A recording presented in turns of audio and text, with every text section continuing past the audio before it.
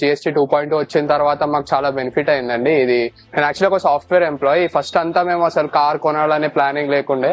So ఇది వచ్చిన తర్వాత మాకు కొంచెం హెల్ప్ఫుల్ అయ్యింది. కార్ రేట్స్ తగ్గాయి, అన్ని తగ్గాయి కాబట్టి ముందంతా అసలు కొంచెం జిఎస్టీ ఇవన్నీ ఎక్కువ ఉండే. సో మొన్న రీసెంట్ గా ఇవన్నీ జిఎస్టీలో చేంజెస్ వచ్చిన తర్వాత కొంచెం బాగా బెనిఫిట్ వచ్చింది మాకు.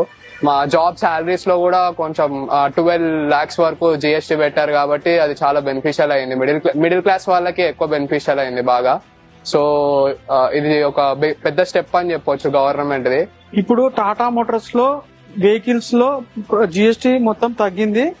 ఏదైతే 28% జిఎస్టీ ఉండేది ఇప్పుడు మనకు 18% వస్తుంది. ఇంకోటి ఏంటంటే 1.2 లీటర్ ఏదైతే సీసీ ఉందో ఆ వెహికల్స్ కి అన్నిటికీ జిఎస్టీ తగ్గింది.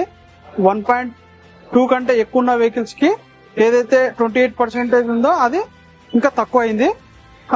ఇప్పుడు ఇంకొకటి ఏంటంటే ఏదైతే జిఎస్టీ గవర్నమెంట్ నుంచి అనౌన్స్ అయిన తర్వాత కస్టమర్ ఫ్లో అనేది ఎక్కువ అయింది. దానివల్ల మాకు సేల్ అనేది ఎక్కువ జరగడం జరుగుతుంది. ఇంకొకటి ఏంటంటే కస్టమర్ కూడా చాలా వరకు చాలా హ్యాపీగా ఫీల్ అవుతున్నారు.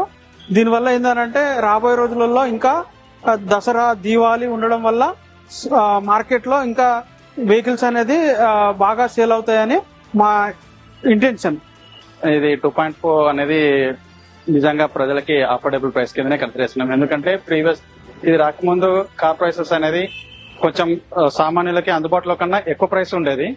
ఇది ఇప్పుడు దీనివల్ల జిఎస్టీ అనేది 28% నుండి 18% ఇవ్వడం వల్ల సామాన్యులకు కూడా అందుబాటులో ఉంది. సో సామాన్యులు కూడా కొనడానికి కూడా ఆసక్తి చూపిస్తూ ఉన్నారు.